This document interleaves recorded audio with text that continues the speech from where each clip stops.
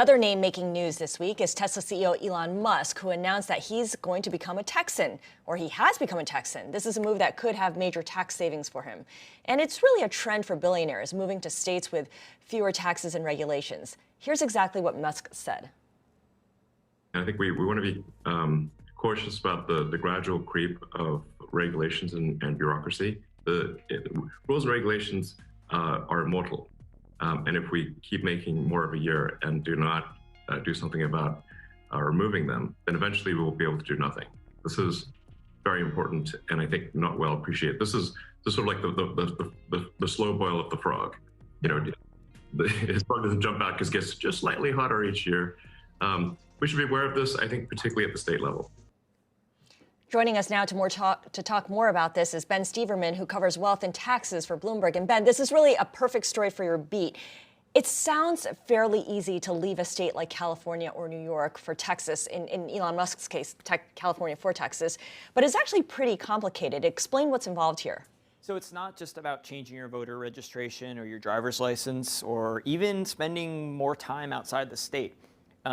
States like New York and California, which are the higher tax states, when rich people leave, they can really end up, they have a bunch of auditors that really look into these cases and say, has your residence really changed? And they look at it, a lot of it's pretty subjective. It's about where your family ties are, your business ties, your just sort of the center of your life. Where are you really located?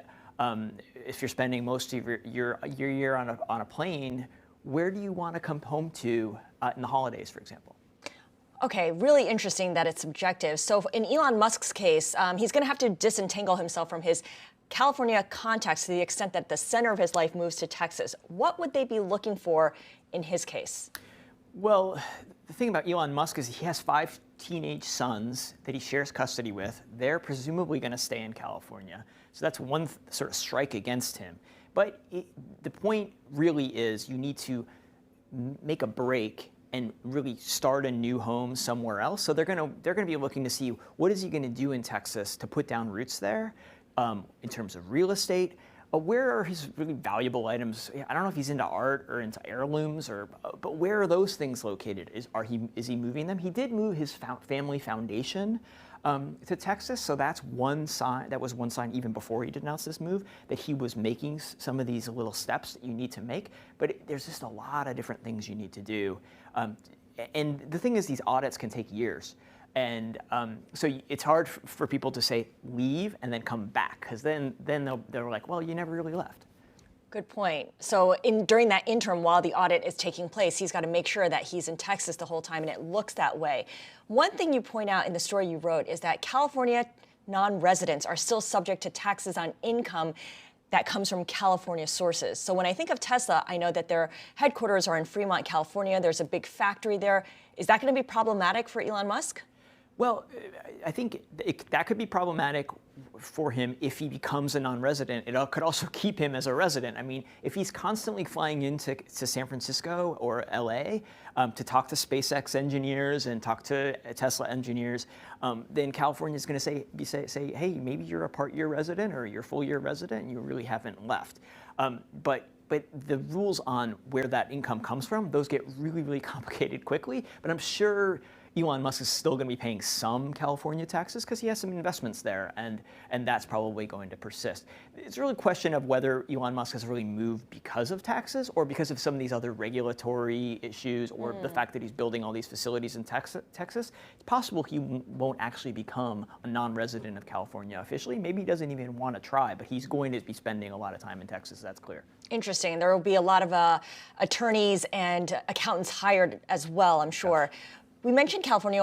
We also mentioned New York, which has lost a lot of wealthy residents. I think of President Trump, who left for Florida. So did Carl Icahn, one of his friends. In some instances, people talk about the states of New York and California being complacent. I believe that's a word that Elon Musk has used. What do they mean when they say California and New York are being complacent when it comes to the wealthy? So there's sort of two schools of thought on this.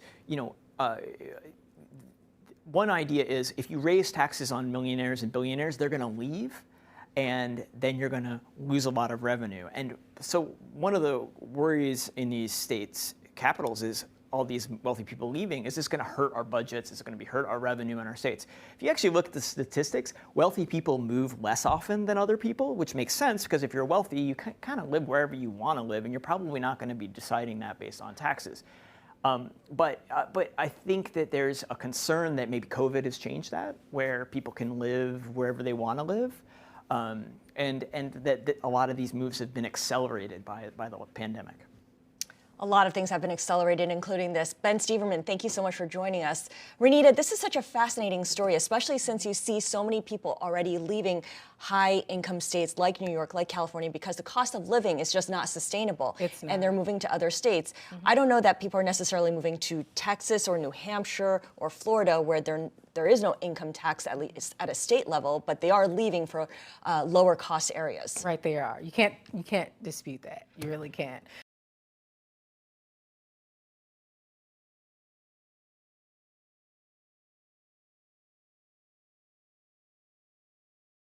The biggest stories the moment they happen from around the globe. Subscribe to Bloomberg Quicktake now for insight in an instant.